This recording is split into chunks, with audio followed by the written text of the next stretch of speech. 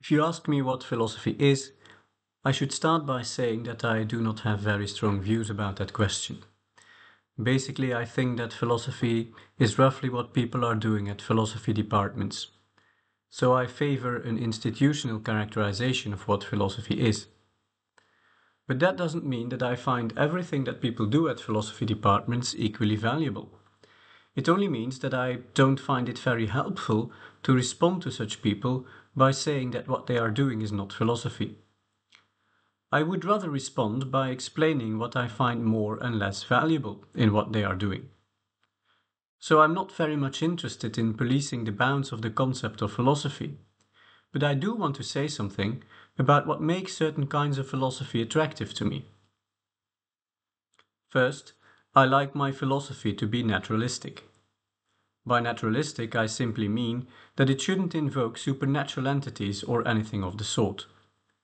I emphatically don't mean by naturalistic that philosophy should be in any way reductionist or scientistic. Philosophers should of course respect the results of scientific research, but, as Peter Strawson said, they should take account of the phenomena in all their bearings, and science is one area of human activity among many others. I would describe myself as a liberal naturalist in the tradition of Ludwig Wittgenstein and Peter Strawson.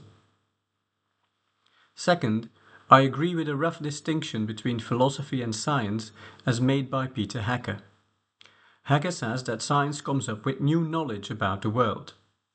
The typical reaction to an important scientific discovery is something like, "Oh, how surprising, I didn't know that." Philosophy, on the other hand, provides understanding or makes sense of the world.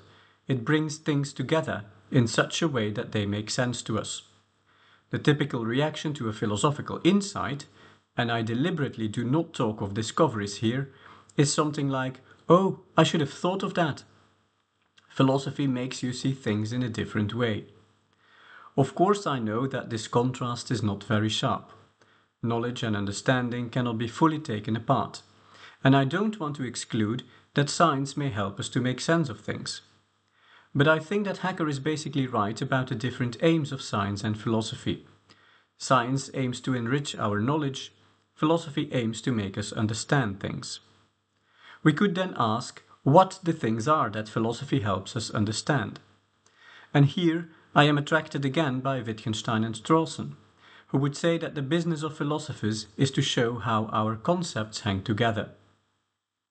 It is to provide an overview of conceptual relations, to make explicit, for instance, how the concept of responsibility relates to the concepts of knowledge and free will, or how the concept of knowledge relates to the concept of justification, and so on.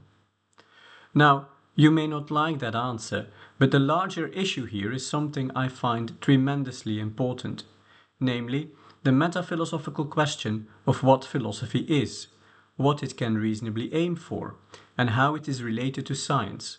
And I think that every philosopher should have some answer to that question. Third, my philosophical work is historically inspired, especially by so-called ordinary language philosophy. I do not want to say that philosophers have to deal with the history of philosophy. Wittgenstein, for instance, was certainly not a great historian of philosophy. But he was a genius, and most of us are not. And for those of us who are not, the history of philosophy is an endless source of fruitful ideas. I find it extremely fascinating to ask myself why people only 50 years ago did not only give very different answers, but also formulated their questions in ways that make for useful comparisons with the way in which questions are now being asked. In history, you find alternative ways of setting up problems, alternative ways of approaching them, and that really helps me to think through a problem.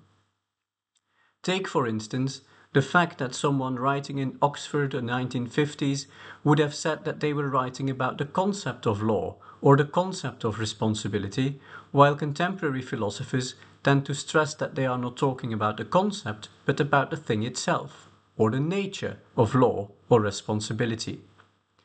This seemingly superficial difference may be a sign of a fundamentally different outlook, and the start of a very fruitful investigation into what these philosophers thought they were doing. 4. I like philosophers who show how issues in different philosophical subfields hang together. If you work on responsibility, you should be able to say something about the philosophy of psychology you're working with, of how behavior and mental states interconnect, about your philosophy of action, of language, of mind, epistemology, metaphysics, philosophical methodology. Everything comes together there, and that's, I suppose, why I like the topic, and why I like authors who show a certain sensitivity to how all these different subfields are involved and interconnect. Again, Wittgenstein and Strawson show the way to go here. There is an anecdote about Wittgenstein when he was teaching in Cambridge. They asked him about the title they should give to his lectures on the curriculum, expecting him to say philosophy of language, or philosophy of mind, or philosophy of mathematics, or something similar. But Wittgenstein said, the lectures should be called philosophy. Of course, what else? And that's the right spirit. The last point I want to make is about contingency. If philosophy is about concepts or ideas or patterns of thought, then philosophy will often deal with historically contingent things, things that could have been otherwise. There can be necessary connections between concepts, of course, but the existence of a given set of concepts will often be a contingent fact.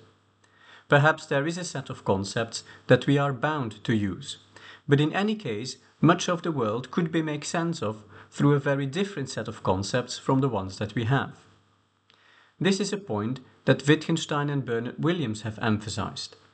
And if it's true, which I think it is, a very important question arises. Namely, how can we be confident in our ways of thinking?